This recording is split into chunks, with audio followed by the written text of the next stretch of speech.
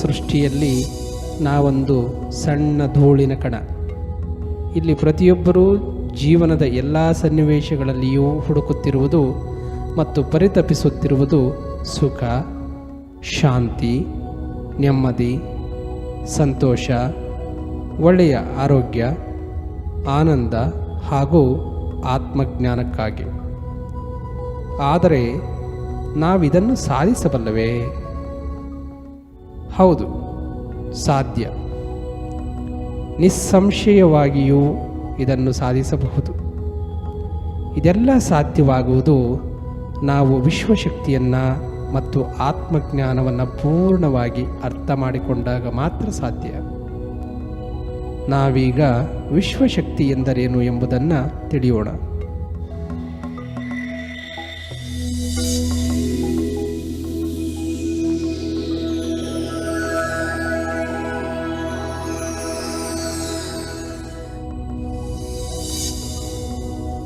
ವಿಶ್ವಶಕ್ತಿ ಬ್ರಹ್ಮಾಂಡದಲ್ಲಿ ಎಲ್ಲೆಡೆ ವ್ಯಾಪಿಸಿದೆ.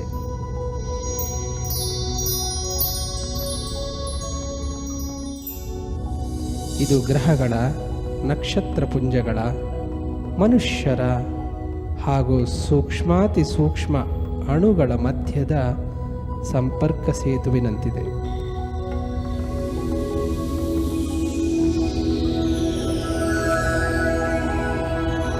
ಇದು ಎಲ್ಲದರ ಮಧ್ಯದ ಚಿದಾಕಾಶ ಕೊಂಡಿ. ಇಡೀ ಬ್ರಹ್ಮಾಂಡವನ್ನು ಸರಿದಾರಿಯಲ್ಲಿ ನಡೆಸುವ ಚಾಲನಾ ಶಕ್ತಿ ಇದಾಗಿದೆ. ಈ ವಿಶ್ವಶಕ್ತಿಯೇ ನಮ್ಮ ಜೀವನಾಧಾರದ ಮುಖ್ಯ ಪ್ರಾಣವಾಗಿದೆ.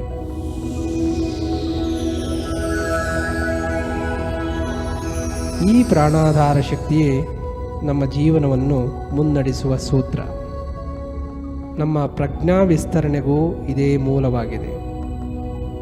ಈ ಶಕ್ತಿಯೇ ನಮ್ಮ ಎಲ್ಲ ಕೃತಿ, ಕಾರ್ಯ, ಸೃಷ್ಟಿಗಳ ಮೂಲ. ನಾವು ರಾತ್ರಿ ನಿದ್ರಿಸುವಾಗ, ವಿಶ್ರಮಿಸುವಾಗ ಅಲ್ಪ ಪ್ರಮಾಣದ ವಿಶ್ವಶಕ್ತಿಯನ್ನು ಪಡೆಯುತ್ತೇವೆ. ಹೀಗೆ ಪಡೆದ ಶಕ್ತಿಯಿಂದ ನಾವು ನಮ್ಮ ದೈನಂದಿನ ಚಟುವಟಿಕೆಗಳಾದ ನೋಡುವ, ಕೇಳುವ, ಆಲಿಸುವ, ಕಲಿಯುವ ಹಾಗೂ ಆಲೋಚಿಸುವುದರ ಜೊತೆಗೆ ನಮ್ಮ ಎಲ್ಲ ದೈಹಿಕ ಚಟುವಟಿಕೆಗಳನ್ನು ನಿರ್ವಹಿಸುತ್ತೇವೆ. ಆದರೆ ನಿದ್ರೆಯಿಂದ ಹಾಗೂ ಅಲ್ಪ ವಿಶ್ರಾಂತಿಯಿಂದ ಪಡೆದ ಈ ಶಕ್ತಿ ನಮ್ಮ ಎಲ್ಲ ಚಟುವಟಿಕೆಗಳಿಗೆ ಸಾಕಾಗದೆ ನಾವು ಬಹುಬೇಗ ಆಯಾಸ, ಸುಸ್ತು, ಒತ್ತಡಗಳಿಗೆ ಒಳಗಾಗುತ್ತೇವೆ. ಪರಿಣಾಮ ಅನೇಕ ರೀತಿಯ ಮಾನಸಿಕ ಮತ್ತು ದೈಹಿಕ ಒತ್ತಡಜನ್ಯ ಸಮಸ್ಯೆಗಳು ನಮ್ಮನ್ನು ಬಾಧಿಸುತ್ತವೆ. ಇವುಗಳಿಂದ ಹೊರಬರುವ ಏಕೈಕ ಉಪಾಯವೆಂದರೆ ಪೂರ್ಣ ಪ್ರಮಾಣದ ವಿಶ್ವಶಕ್ತಿಯನ್ನು ಗಳಿಸುವುದು. ಈ ಮೂಲ ಶಕ್ತಿಯೇ ನಮ್ಮನ್ನು ದಿವ್ಯ ಜೀವನದ ಪಥದಲ್ಲಿ ಕರೆದೊಯ್ಯುವ ಸಾಧನ. ನಮ್ಮ ಜೀವನದ ಎಲ್ಲ ಸಮಸ್ಯೆಗಳನ್ನು, ಸನ್ನಿವೇಶಗಳನ್ನು ಆತ್ಮವಿಶ್ವಾಸದಿಂದ ಎದುರಿಸಲು ಈ ಮಾಂತ್ರಿಕ ಶಕ್ತಿ ಅತ್ಯವಶ್ಯಕ. ಇದೇ ನಮ್ಮಲ್ಲಿನ ಅರಿವು, ವಿಶ್ವಪ್ರೇಮ ಹಾಗೂ ವಿಶ್ವ ಪ್ರಜ್ಞೆಯನ್ನು ವಿಸ್ತರಿಸುವ ಮೂಲ ಸೆಲೆ.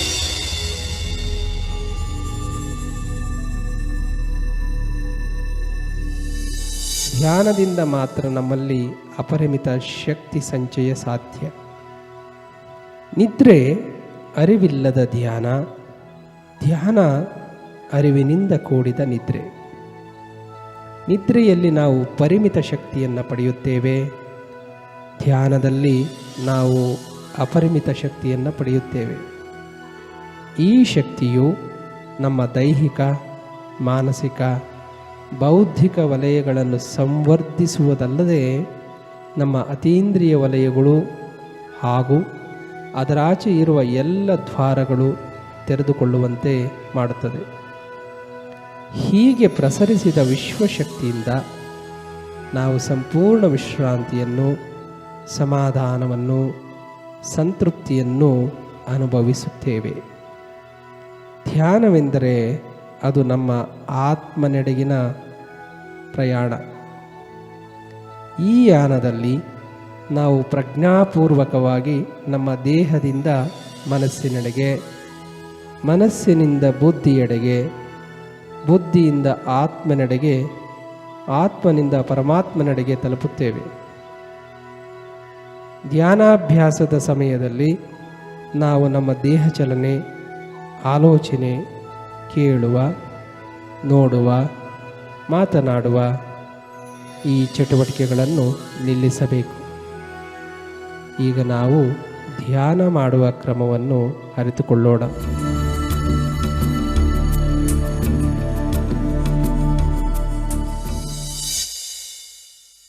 ಧ್ಯಾನಾಭ್ಯಾಸದಲ್ಲಿ ಮುಖ್ಯವೆನಿಸುವುದು ಆಸನ. ನೀವು ಯಾವುದಾದರೂ ಆಸನ ಭಂಗಿಯಲ್ಲಿ ಕೂರಬಹುದು. ನೀವು ಕೂರುವ ಆಸನ ಸ್ಥಿರ ಸುಖಪ್ರದವಾಗಿರಬೇಕು. ನೆಲದ ಮೇಲೆ ಅಥವಾ ಕುರ್ಚಿಯ ಮೇಲೆ ಕುಳಿತು ಧ್ಯಾನಿಸಬಹುದು. ನಿಮಗೆ ಎಲ್ಲಿ ಆರಾಮ ಅನಿಸುವುದೋ ಅಲ್ಲಿ ನೀವು ಧ್ಯಾನಿಸಬಹುದು. ಸ್ಥಿರ ಸುಖಾಸನದಲ್ಲಿ ಕುಳಿತು ನಿಮ್ಮ ಎರಡೂ ಹಸ್ತದ ಬೆರಳುಗಳನ್ನು ಪರಸ್ಪರ ಬೆಸೆದು ನಿಮ್ಮ ತೊಡೆಯ ಮೇಲೆ ಹಾಯಾಗಿ ಇರಿಸಿ ನಿಧಾನವಾಗಿ ಕಣ್ಣು ಮುಚ್ಚಿರಿ. ಮನಸ್ಸಿನ ಒಳ ಹಾಗೂ ಹೊರ ಚರ್ಚೆಗಳನ್ನು ನಿಲ್ಲಿಸಿ.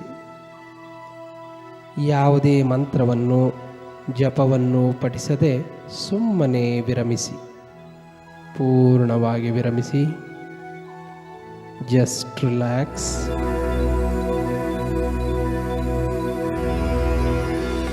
ನಾವು ಕಾಲುಗಳನ್ನು ಮಡಚಿ ಹಸ್ತಗಳನ್ನು ಪರಸ್ಪರ ಸೇರಿಸಿ ಕುಳಿತಾಗ ನಮ್ಮ ದೇಹದ ಸುತ್ತಲೂ ಒಂದು ದಿವ್ಯ ಕಾಂತೀಯ ವಲಯ ಪ್ರತಿಷ್ಠಾಪಿತವಾಗುತ್ತದೆ. ಇದರಿಂದ ನಮ್ಮ ಧ್ಯಾನಾಸನಕ್ಕೆ ಒಂದು ರೀತಿಯ ಸ್ಥಿರತೆ ಒದಗುತ್ತದೆ.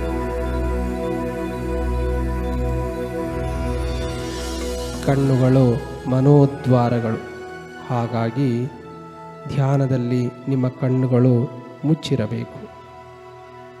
ಮಂತ್ರ ಅಥವಾ ಯಾವುದೇ ಉಚ್ಚಾರಣೆಗಳು ಮನಸ್ಸಿನ ಚಟುವಟಿಕೆಗಳು. ಹಾಗಾಗಿ ಅವುಗಳನ್ನು ನಿಲ್ಲಿಸಿ.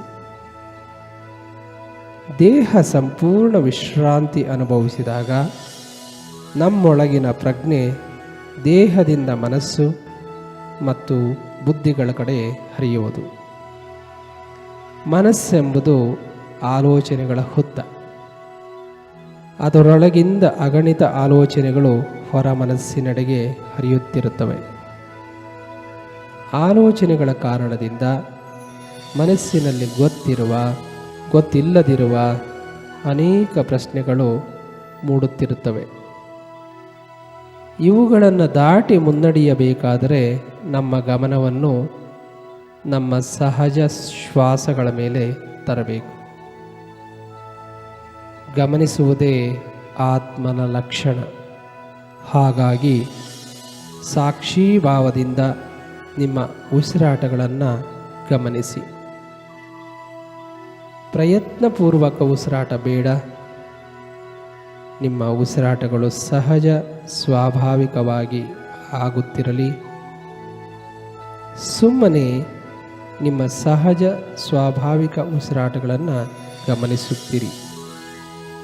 ಇದೇ ರಹಸ್ಯತಮ ಮಾರ್ಗ ಹಾಗೂ ಧ್ಯಾನ ಲೋಕದ ಕೀಲಿಕೈ.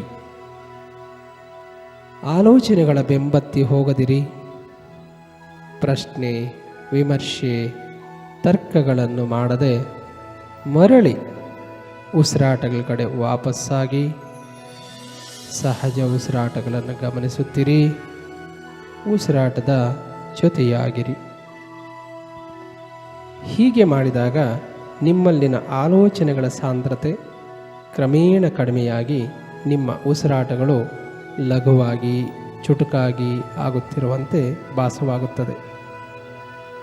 ಅಂತಿಮವಾಗಿ ಉಸಿರಾಟ ಅತೀ ಸೂಕ್ಷ್ಮಾಕಾರವಾಗಿ ನಿಮ್ಮ ಭ್ರೂಮಧ್ಯದಲ್ಲಿ ನಿಂತು ಬೆಳಕಿನ ಬಿಂದುವಿನ ರೂಪ ತಾಳುತ್ತದೆ.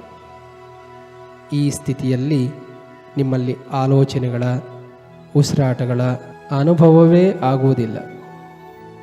ಇದು ಸಂಪೂರ್ಣ ಆಲೋಚನಾರಹಿತ ಸ್ಥಿತಿ. ಇದೇ ನಿರ್ಮಲ ಸ್ಥಿತಿ ಅಥವಾ ಸಮಾಧಿ ಸ್ಥಿತಿ. ಇದೇ ಧ್ಯಾನ ಸ್ಥಿತಿ. ಈ ಸ್ಥಿತಿಯಲ್ಲಿ ನಾವು ವಿಶ್ವಶಕ್ತಿಯ ಸಿಂಚನದಡಿಯಲ್ಲಿರುತ್ತೇವೆ. ಹೆಚ್ಚು ಹೆಚ್ಚು ಧ್ಯಾನ ಮಾಡುತ್ತಿದ್ದ ಹಾಗೆ ನಮ್ಮಲ್ಲಿ ಹೆಚ್ಚು ಹೆಚ್ಚು ವಿಶ್ವಶಕ್ತಿ ಪ್ರವಹಿಸತೊಡಗುತ್ತದೆ.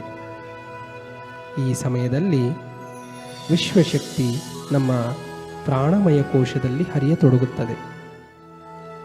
ಇದರ ಇನ್ನೊಂದು ಹೆಸರೇ ಪ್ರಾಣಮಯ ಶರೀರ.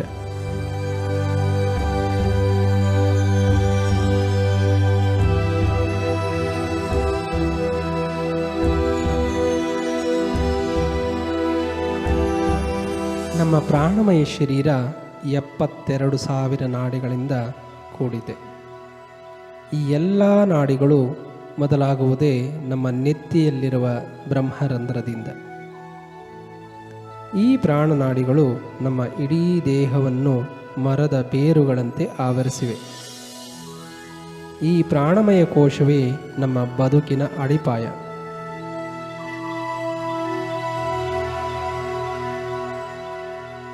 ನಮ್ಮೆಲ್ಲ ಚಟುವಟಿಕೆಗಳ ಹಾಗೂ ನಮ್ಮ ಅಸ್ತಿತ್ವದ ಮೂಲವೇ ಈ ಪ್ರಾಣಮಯ ಶರೀರ. ನಮ್ಮ ಪ್ರಾಣಮಯ ಶರೀರ ನಿದ್ರೆ ಮತ್ತು ಧ್ಯಾನ ಮೂಲಗಳಿಂದ ಶಕ್ತಿಯನ್ನು ಸಂಚಯಿಸಿಕೊಳ್ಳುತ್ತದೆ.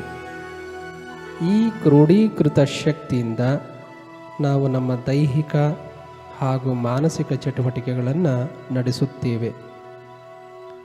ನಮ್ಮ ಈ ಎಲ್ಲ ಚಟುವಟಿಕೆಗಳು ಸಂಪೂರ್ಣವಾಗಿ ವಿಶ್ವಶಕ್ತಿಯನ್ನೇ ಅವಲಂಬಿಸಿವೆ. ನಮ್ಮ ಮನಸ್ಸು ಯೋಚನೆಗಳಲ್ಲಿದ್ದಾಗ ವಿಶ್ವಶಕ್ತಿಯ ಒಳಹರಿವು ಸಂಪೂರ್ಣವಾಗಿ ನಿರ್ಬಂಧಿಸಲ್ಪಟ್ಟಿರುತ್ತದೆ. ಅರ್ಥಾತ್ ನಮ್ಮ ಯೋಚನೆಗಳೇ ವಿಶ್ವಶಕ್ತಿಯ ಒಳಹರಿಯುವಿಕೆಯ ತಡೆಗೋಡೆ. ಯಾವಾಗ ನಮ್ಮಲ್ಲಿ ವಿಶ್ವಶಕ್ತಿಯ ಒಳಹರಿವು ಕಡಿಮೆಯಾಗುತ್ತದೋ ಆಗ ಪ್ರಾಣಮಯ ಶರೀರದಲ್ಲಿ ಅಲ್ಲಲ್ಲಿ ತಡೆಯಾಗಿ ರೋಗ ಛಾಯೆ ಮೂಡುತ್ತದೆ. ನಿಧಾನವಾಗಿ ಈ ಛಾಯೆಗಳು ದೇಹದಲ್ಲಿ ವ್ಯಾಧಿಗಳಾಗಿ ಮಾರ್ಪಾಟಾಗುತ್ತವೆ. ಇದರ ಅರ್ಥ ನಮ್ಮ ಎಲ್ಲ ವ್ಯಾಧಿಗಳ ಮೂಲ ವಿಶ್ವಶಕ್ತಿಯ ಒಳಹರಿಯುವಿಕೆಯ ಕೊರತೆ. ಧ್ಯಾನದಲ್ಲಿ ನಾವು ಅಪರಿಮಿತ ಶಕ್ತಿಯನ್ನು ಪಡೆಯುತ್ತೇವೆ. ಈ ಶಕ್ತಿ ನಮ್ಮ ಪ್ರಾಣಮಯ ಶರೀರದಲ್ಲಿನ ಸಮಸ್ತ ಪ್ರಾಣನಾಡಿಗಳಲ್ಲಿ ರಭಸವಾಗಿ ಹರಿಯುವುದರಿಂದ ವ್ಯಾಧಿಕಾರಕ ಛಾಯೆಗಳು ಮಾಯವಾಗಿ ಪ್ರಾಣಮಯ ಕೋಶ ಶುದ್ಧೀಕರಣಗೊಂಡು ತನ್ಮೂಲಕ ನಾವು ನಮ್ಮೆಲ್ಲ ವ್ಯಾಧಿಗಳಿಂದ ಹೊರಬರಬಹುದಾಗಿದೆ. ಧ್ಯಾನದಲ್ಲಿ ವಿಶ್ವಶಕ್ತಿ ನಮ್ಮ ನೆತ್ತಿಯಲ್ಲಿನ ಬ್ರಹ್ಮರಂಧ್ರದ ಮೂಲಕ ದೇಹದಲ್ಲಿ ಪ್ರವಹಿಸುವಾಗ ನಮಗೆ ಕೆಲವೊಮ್ಮೆ ತಲೆ ಮತ್ತು ದೇಹದ ನಾನಾ ಭಾಗಗಳಲ್ಲಿ ನೋವು ಅಥವಾ ಭಾರವಾದಂತಹ ಅನುಭವಗಳು ಆಗಬಹುದು. ಪ್ರಾಣಮಯ ಕೋಶದಲ್ಲಿ ಎಲ್ಲೆಲ್ಲಿ ಕಳೆಗೊಂದಿದ ಛಾಯೆಗಳಿತ್ತೋ ಅವುಗಳಲ್ಲಿ ವಿಶ್ವಶಕ್ತಿ ಹರಿದಾಗ ದೇಹದ ಆ ಭಾಗಗಳಲ್ಲಿ ನಮಗೆ ತುರಿಕೆ, ಚುಮುಚುಮು ಅಥವಾ ಚುಚ್ಚಿದಂಥ ಅನುಭವಗಳೂ ಆಗಬಹುದು. ಈ ಕಾರಣಕ್ಕಾಗಿ ನಾವು ಯಾವುದೇ ಔಷಧಿ ಮಾತ್ರೆ ತೆಗೆದುಕೊಳ್ಳುವ ಅವಶ್ಯಕತೆ ಇಲ್ಲ.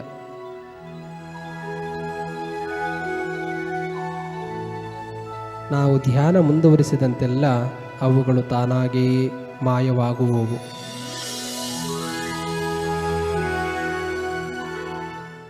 ಹೆಚ್ಚು ಹೆಚ್ಚು ವಿಶ್ವಶಕ್ತಿ ನಮ್ಮಲ್ಲಿ ಪ್ರವಹಿಸಿದಂತೆಲ್ಲ ನಮ್ಮ ಕಾಯಿಲೆ ಸಮಸ್ಯೆಗಳು ಸಂಪೂರ್ಣ ಗುಣಮುಖ ಕಾಣುತ್ತವೆ.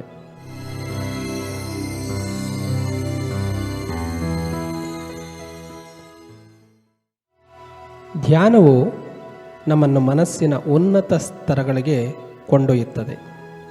ಜ್ಞಾನವೆಂಬುದು ಅನುಭವಗಳ ಸಾರ.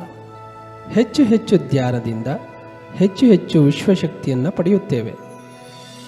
ಈ ಅಧಿಕತಮ ವಿಶ್ವಶಕ್ತಿಯಿಂದ ಜೀವನದ ಉನ್ನತ ಧ್ಯೇಯಗಳನ್ನು ಗುರಿಗಳನ್ನು ಸಾಧಿಸಬಹುದು. ತನ್ಮೂಲಕ ಆತ್ಮಜ್ಞಾನವನ್ನು ಸಂಪಾದಿಸಬಹುದು.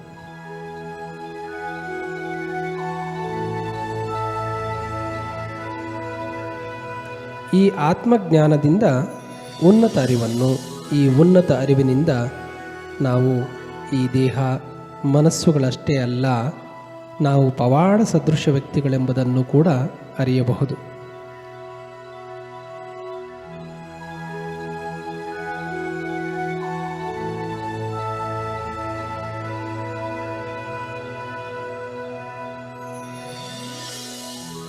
ನಮ್ಮ ಜೀವನದಲ್ಲಿ ಎದುರಾಗುವ ಎಲ್ಲ ಸಮಸ್ಯೆ ಸನ್ನಿವೇಶಗಳಿಂದ ಕೂಡ ಪಾರಾಗಬಹುದು.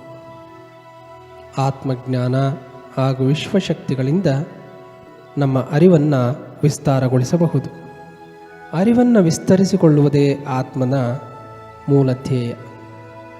ಈ ಉನ್ನತ ಅರಿವನ್ನು ನಮ್ಮ ಅಂತರ್ಚಕ್ಷುವಿನಿಂದ ಹಾಗೂ ಸೂಕ್ಷ್ಮ ಶರೀರ ಯಾನಗಳಿಂದ ಸಿದ್ಧಿಸಿಕೊಳ್ಳಬಹುದು. ಉನ್ನತ ಸ್ತರಗಳ ಸತ್ಯಗಳನ್ನು ನೋಡಲು, ಅನುಭವಿಸಲು, ಕೇಳಲು ಅಂತರ್ಚಕ್ಷು ಆತ್ಮನ ಪ್ರಮುಖ ಉಪಕರಣ. ಆತ್ಮನ ಈ 3 ಪ್ರಮುಖ ಚಟುವಟಿಕೆಗಳ ಮೂಲವೇ ಅಂತರ್ಚಕ್ಷು.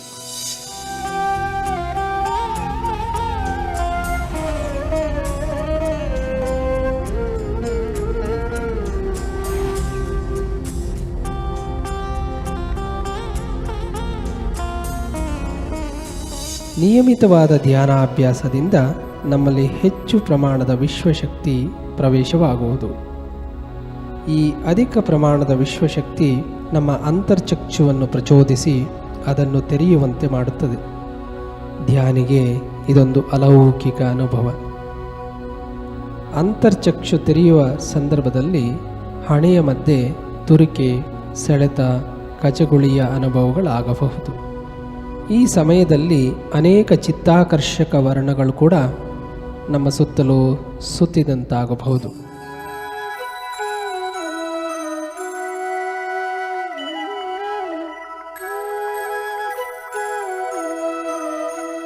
ಹಾಗೆ ಪಿಸು ಮಾತುಗಳು, ಯಾರೋ ನಡೆದಾಡುವ ಶಬ್ದ, ಯಾವುದೋ ಕತ್ತಲ ಸುರಂಗದ ಒಳ ಪ್ರವೇಶಿಸುತ್ತಿರುವಂತೆಯೂ ಕೂಡ ಅನಿಸಬಹುದು.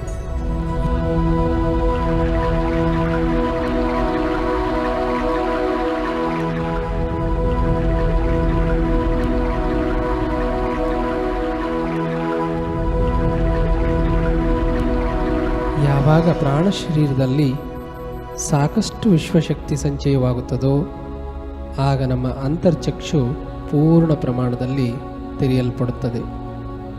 ಆಗ ನಮಗೆ ಭೌತಿಕ ಮತ್ತು ಅಭೌತಿಕ ಲೋಕಗಳ ನಡುವಿನ ಆಗುಹೋಗುಗಳೆಲ್ಲ ಸ್ಪಷ್ಟವಾಗಿ ಗೋಚರಿಸಲ್ಪಡುತ್ತವೆ. ಅಂತರ್ಚಕ್ಷುವಿನ ಜಾಗೃತಿಯಿಂದ ದೃಶ್ಯಗಳು ನಮ್ಮ ಭೌತಿಕ ಚಕ್ಷುಗಳಿಗಿಂತ ಸ್ಪಷ್ಟವಾಗಿ ಗೋಚರಿಸುತ್ತವೆ. ಈ ಭೂಮಿಯ ಮೇಲಿರದ ಇನ್ನೊಂದು ಅಸ್ತಿತ್ವದ ಸತ್ಯ ದೃಶ್ಯಗಳನ್ನು ನಾವು ನೋಡುತ್ತೇವೆ. ಇಲ್ಲಿ ನಮಗೆ ಗೋಚರಿಸುವುದೆಲ್ಲ ಅವರ್ಣನೀಯ, ಶಬ್ದಕ್ಕೂ ಊಹೆಗೂ ನಿಲುಕದ ದೃಶ್ಯಗಳಿವು. ಉನ್ನತ ಲೋಕಗಳಿಂದ ಬರುವ ಸಪ್ತಸ್ವರನಾದಗಳನ್ನು, ಸಂಗೀತವನ್ನು ಕೂಡ ನಾವು ಕೇಳಬಲ್ಲೆವು. ಅನೇಕ ಗುರುಗಳನ್ನು, ದೇವಾನುದೇವತೆಗಳನ್ನು ಕೂಡ ನಾವಿಲ್ಲಿ ಭೌತಿಕ ರೂಪದಲ್ಲಿ ಕಾಣುತ್ತೇವೆ. ಹಾಗೆಯೇ ಧ್ಯಾನ ಮುಂದುವರಿಸಿದಂತೆಲ್ಲ ಈ ಎಲ್ಲ ಗುರುದೇವತೆಗಳನ್ನು ನಾವು ಬೆಳಕಿನ ರೂಪದಲ್ಲಿ ಕಂಡು ಅನುಭವಿಸುತ್ತೇವೆ. ಅವರೆಲ್ಲರ ಅಸ್ತಿತ್ವವನ್ನು ಬೆಳಕಿನ ರೂಪದಲ್ಲೇ ಕಂಡು ಆನಂದಿಸಬಲ್ಲೆವು. ಅವರು ಕೊಡುವ ದಿವ್ಯ ಸಂದೇಶಗಳನ್ನು ಗ್ರಹಿಸಬಲ್ಲೆವು. ಕತ್ತಲಿನ ಸುರಂಗದಿಂದ ಹಾದು ಬೆಳಕಿನಲ್ಲಿ ಒಂದಾದ ಅನುಭವ ನಮಗಾಗುತ್ತದೆ. ಈ ದಿವ್ಯ ಚಕ್ಷುವಿನ ಅನುಭವದಿಂದ, ದಿವ್ಯ ಪುರುಷರ ಸಂದೇಶಗಳಿಂದ ನಮ್ಮ ಎಲ್ಲ ಪ್ರಶ್ನೆಗಳಿಗೆ ನಮ್ಮಲ್ಲೇ ಉತ್ತರಗಳು ಮೂಡತೊಡಗುತ್ತವೆ. ಇದರಿಂದ ನಮ್ಮ ವರ್ತನೆ, ನಮ್ಮ ಆಲೋಚನೆ, ನಮ್ಮ ನಂಬಿಕೆ, ನಾವು ಪರಸ್ಪರ ಅರ್ಥ ಮಾಡಿಕೊಳ್ಳುವ ವಿಧಾನಗಳು ಬದಲಾಗುತ್ತವೆ.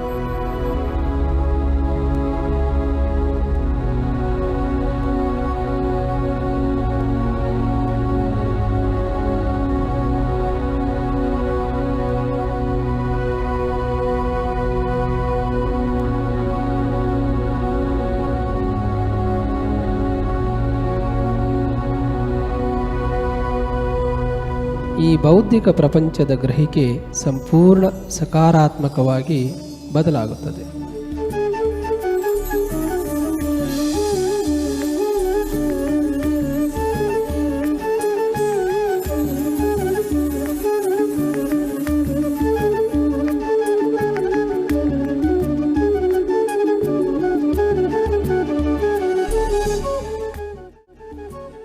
ಸೂಕ್ಷ್ಮ ಶರೀರಯಾನವು ವಿಭಿನ್ನ ಅಸ್ತಿತ್ವಗಳ ಅನುಭವಗಳ ಪಡೆಯುವ ಆತ್ಮನ ಮತ್ತೊಂದು ಸಾಧನ.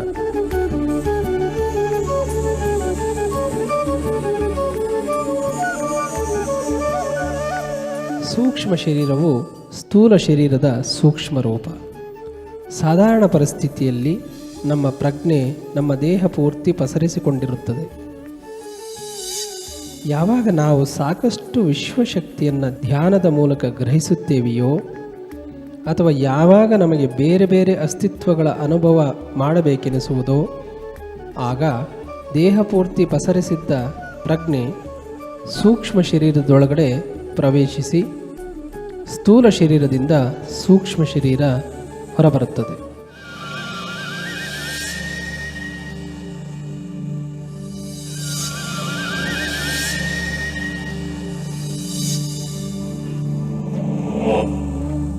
ಎಷ್ಟೋ ಸಾರಿ ಈ ಪ್ರಕ್ರಿಯೆ ನಮಗರಿವಿಲ್ಲದಂತೆಯೇ ನಮ್ಮ ಪ್ರತಿ ರಾತ್ರಿಯ ನಿದ್ರೆಯಲ್ಲೂ ಆಗುತ್ತಿರುತ್ತದೆ. ಇದನ್ನೇ ನಾವು ಕನಸುಗಳೆನ್ನುವುದು. ಆದರೆ ಧ್ಯಾನದಲ್ಲಿ ಸೂಕ್ಷ್ಮ ಶರೀರಯಾನವನ್ನು ಪ್ರಜ್ಞಾಪೂರ್ವಕವಾಗಿ ಮಾಡಬಹುದು. ನಮ್ಮ ಸೂಕ್ಷ್ಮ ಶರೀರವು ಕಾಲ, ನಿಯಮ, ದೇಶ, ಕೋಶ, ಗಡಿಗಳನ್ನು ದಾಟಿ ಸಂಚರಿಸಬಲ್ಲದು.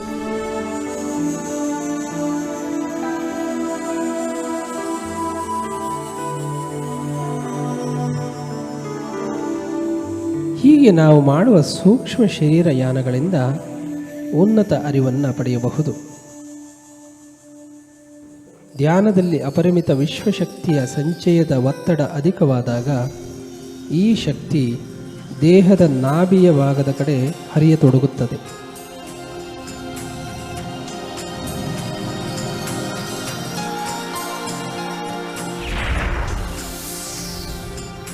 ಈ ಸಮಯದಲ್ಲಿ ನಮಗೆ ನಮ್ಮ ದೇಹದಲ್ಲಿ ಅಲುಗಾಟದ, ತೇಲಾಡುವ ಅನುಭವ ಕೂಡ ಉಂಟಾಗಬಹುದು.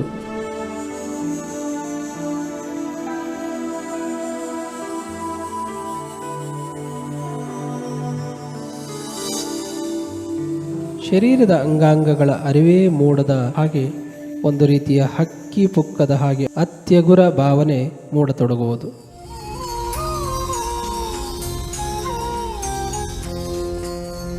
ದೇಹದ ಹಲವಾರು ಭಾಗಗಳಲ್ಲಿ ಸಂಚಲನಾತ್ಮಕ ಅನುಭವಗಳು ಅಥವಾ ಇಡೀ ದೇಹ ಗಾಳಿಯಲ್ಲಿ ತೇಲಿದಂತಹ ಅನುಭವಗಳು ಕೂಡ ಆಗಬಹುದು.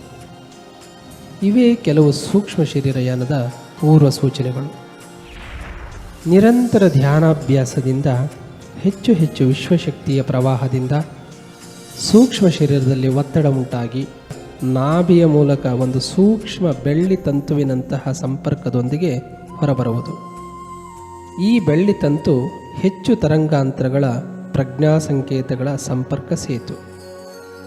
ಈ ಸೇತುವಿನ ಮೂಲಕ ಸ್ಥೂಲದಿಂದ ಸೂಕ್ಷ್ಮಕ್ಕೂ, ಸೂಕ್ಷ್ಮದಿಂದ ಸ್ಥೂಲಕ್ಕೂ ವಿಚಾರ ವಿನಿಮಯವಾಗುತ್ತಿರುತ್ತದೆ. ಹೀಗಾಗಿ ನಾವು ಸೂಕ್ಷ್ಮ ಶರೀರಯಾನ ಮಾಡಲು ಸಾಧ್ಯವಾಗುತ್ತದೆ. ಸೂಕ್ಷ್ಮ ಶರೀರಯಾನ ನಮ್ಮ ಪ್ರಜ್ಞೆಯ ವಿಸ್ತಾರಕ್ಕಾಗಿ ನಡೆಯುವ ಒಂದು ಪಯಣ. ಇಲ್ಲಿ ನಾವು ಗೊತ್ತಿರುವ, ಗೊತ್ತಿಲ್ಲದಿರುವ ಲೋಕಗಳಿಗೆ ಸುಲಭವಾಗಿ ಸಂಚರಿಸಿ ಅಲ್ಲಿನ ಅನುಭವಗಳನ್ನು ಪಡೆಯಬಹುದಾಗಿದೆ.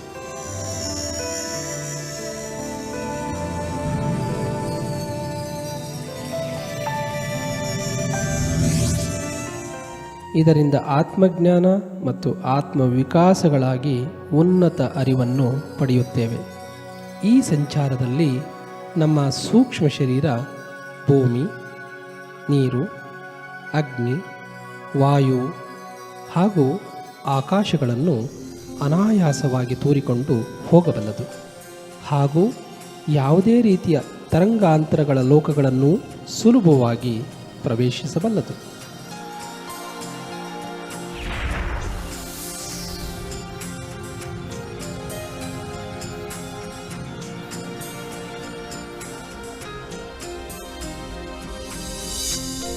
ದೇಹದಿಂದ ಹೊರಬಂದ ಸೂಕ್ಷ್ಮ ಶರೀರ ತನ್ನದೇ ಭೌತಿಕ ಶರೀರವನ್ನು ಸ್ಪಷ್ಟವಾಗಿ ನೋಡಬಲ್ಲದು.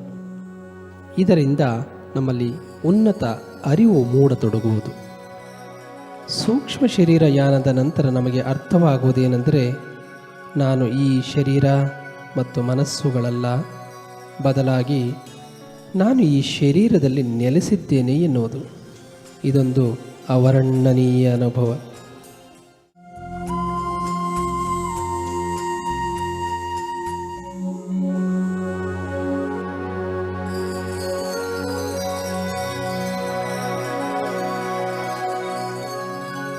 ಸಾಧಾರಣ ಮನುಷ್ಯ ಪರಿಸ್ಥಿತಿಯನ್ನು ಮಾತ್ರ ನಿಭಾಯಿಸುತ್ತಾನೆ, ಆದರೆ ಧ್ಯಾನಿ ಒಂದೊಂದು ಪರಿಸ್ಥಿತಿಯಲ್ಲೂ ಆತ್ಮಜ್ಞಾನವನ್ನು, ಅರಿವನ್ನು ಹೆಚ್ಚಿಸಿಕೊಳ್ಳುತ್ತಾನೆ. ಕಾರಣ, ಸಾಧಾರಣ ಮನುಷ್ಯ ಎಲ್ಲವನ್ನೂ ಭೌತಿಕ ಜ್ಞಾನದಿಂದ ಅರ್ಥ ಮಾಡಿಕೊಳ್ಳುತ್ತಾನೆ, ಆದರೆ ಧ್ಯಾನಿ ಎಲ್ಲ ಪರಿಸ್ಥಿತಿಗಳನ್ನು ಆತ್ಮಜ್ಞಾನದಿಂದ ಅರಿಯುತ್ತಾನೆ.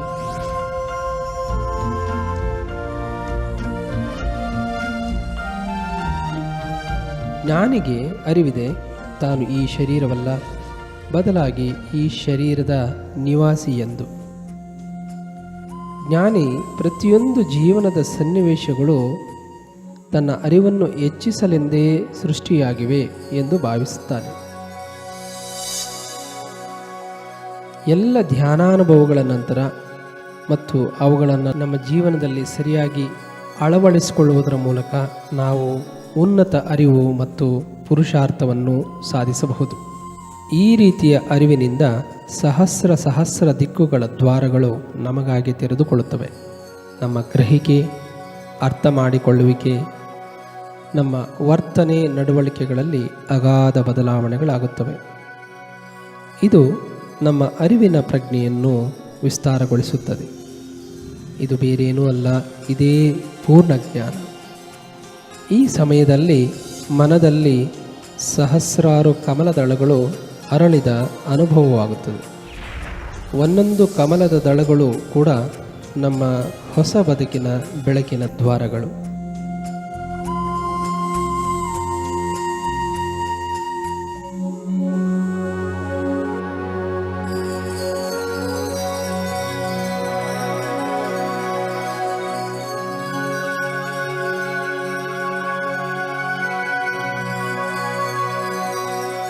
ಈ ರೀತಿಯ ಸಹಸ್ರಾರು ಕೋನಗಳಿಂದ ಅರ್ಜಿಸಿದ ಜ್ಞಾನದಿಂದ ನಮ್ಮ ಆತ್ಮಜ್ಞಾನ ಪರಿಪಕ್ವವಾಗುತ್ತದೆ. ಇದರಿಂದ ನಾವು ಸಾವಿಲ್ಲದ ಅಮೃತ ಪುತ್ರರು ಎಂಬ ಅರಿವಾಗುತ್ತದೆ.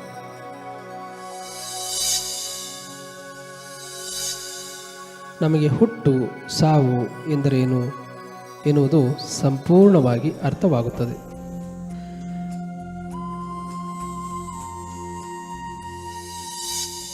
ನಾವೊಂದು ಬೆಳಕಿನ ಕಿರಣವಾಗಿ ಈ ಭೂಮಿಗೆ ಬಂದೆವು.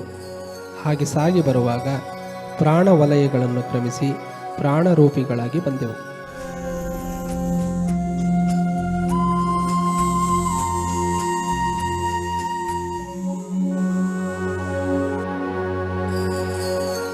ಭೂಮಿಯ ಮೇಲೆ ಅನೂಹ್ಯವಾದ ಅಪೂರ್ವವಾದ ಅನುಭವಗಳನ್ನು ಪಡೆಯಲೆಂದೇ ನಾವಿಲ್ಲಿ ಬಂದಿದ್ದು.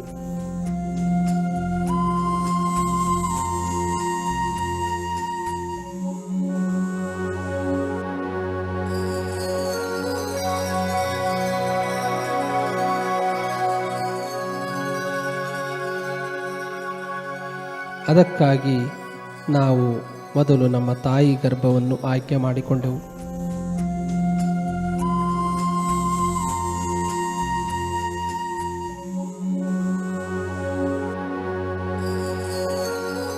ಹಾಗೆ ತಂದೆ ತಾಯಿಗಳನ್ನು ಕೂಡ ಗುರುತಿಸಿಕೊಂಡೆವು. ಹೀಗೆ ತಾಯಿಯ ಗರ್ಭವನ್ನು ಪ್ರವೇಶಿಸಿದ ನಮ್ಮ ಪ್ರಾಣಾತ್ಮ ಒಳಗಡೆ ಇರುವ ಪಿಂಡಕ್ಕೆ ಚಾಲನೆ ಕೊಟ್ಟಿತು.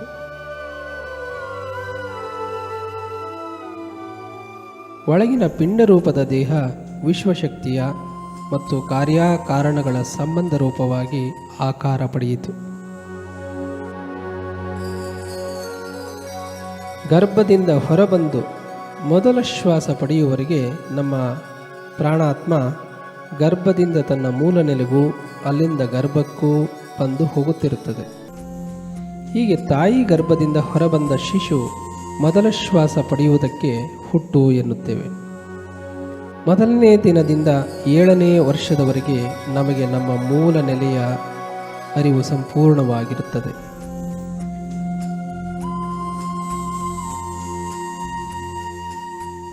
7ರಿಂದ 14 ವರ್ಷದೊಳಗೆ ನಮ್ಮ ಮನಸ್ಸು ರೂಪಿತಗೊಳ್ಳುತ್ತದೆ.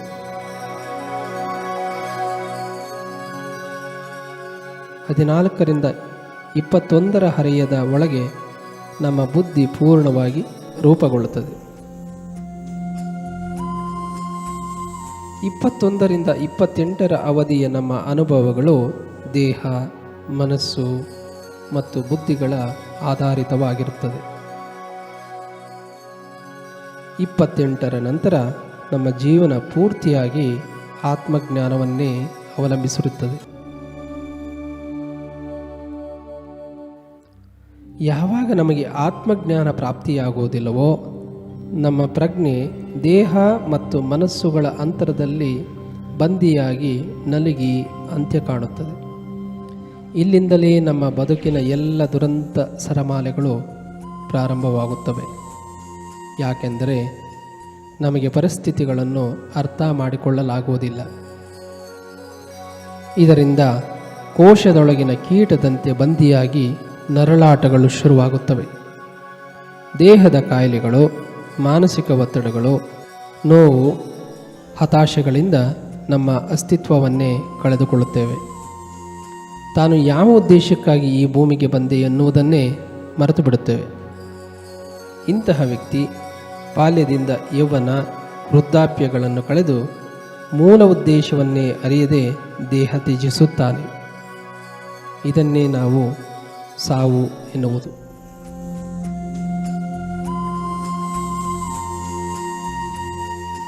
ದೇಹ ತ್ಯಜಿಸಿದ ನಂತರವೂ ಗೊಂದಲಗಳ ಗೂಡಾದ ಅವನ ಮನಸ್ಸಿನ ಪದರಗಳು ಅವನ ಪ್ರಜ್ಞೆಯನ್ನು ಮೂಲ ಸೆಲೆ ಸೇರಲು ಬಿಡುವುದೇ ಇಲ್ಲ.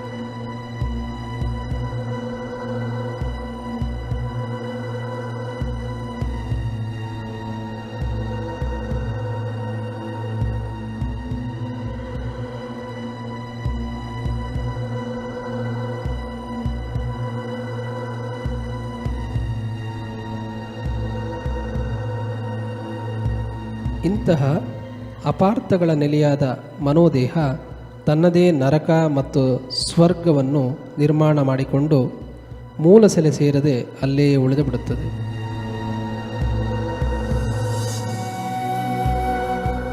ಒಂದೊಮ್ಮೆ ನಾವು ನಮ್ಮ ಆತ್ಮಜ್ಞಾನದಿಂದ ಜೀವನ ನಡೆಸಿದ್ದಾದಲ್ಲಿ ಅನುಭವಗಳ ಆಧಾರದಿಂದ ಜೀವನಾನಂದವನ್ನು ಪಡೆದು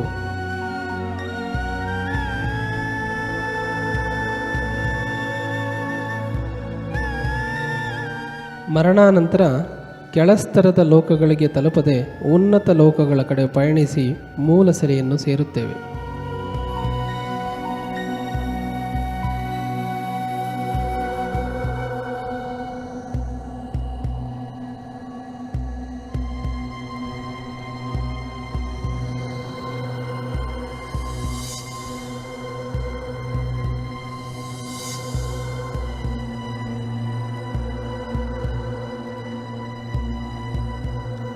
ಅಂತರ್ಚಕ್ಷು ಮತ್ತು ಸೂಕ್ಷ್ಮಯಾನ ಹಾಗೂ ಹುಟ್ಟು ಸಾವು ಇವುಗಳ ಪೂರ್ಣಾನುಭವದಿಂದ ನಮ್ಮ ದೇಹ, ಮನಸ್ಸು, ಬುದ್ಧಿ, ಆತ್ಮಗಳ ಬಗ್ಗೆ ಪೂರ್ಣ ಅರಿವು ಉಂಟಾಗಿ ನಮಗೆ ವಿಶ್ವಶಕ್ತಿ ಮತ್ತು ಆತ್ಮಜ್ಞಾನಗಳು ಒಂದು ಇನ್ನೊಂದರ ರೂಪ ಎನ್ನುವುದು ಅರ್ಥವಾಗುತ್ತದೆ.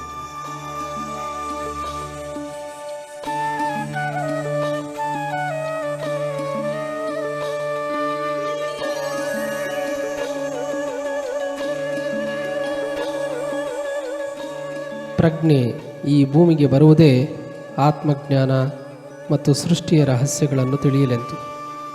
ಸದಾ ಈ ತಿಳುವಳಿಕೆಯಿಂದ ಬದುಕುವ ವ್ಯಕ್ತಿಗೆ ಉನ್ನತ ಲೋಕಗಳ ಅರಿವು ತಾನಾಗಿಯೇ ಲಭಿಸುವುದು. ಈ ಬ್ರಹ್ಮಾಂಡದ ಸೃಷ್ಟಿಯ ರಹಸ್ಯವೂ ಅರಿವಿಗೆ ಬರುವುದು. ಈ ಪೂರ್ಣಾರಿವಿನ ಬಲದಿಂದ ಮನುಷ್ಯ ತಾನೇ ಸೃಷ್ಟಿಕರ್ತನಾಗುತ್ತಾನೆ.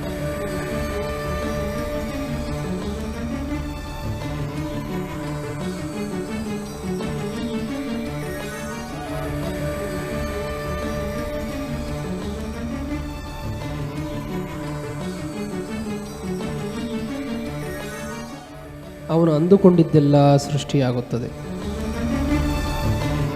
ಹೇಳಿದ್ದೆಲ್ಲ ನಡೆಯುತ್ತದೆ, ಅವನು ಮಾಡಿದ್ದೆಲ್ಲ ದೈವಿಕ ಕಾರ್ಯವಾಗುತ್ತದೆ.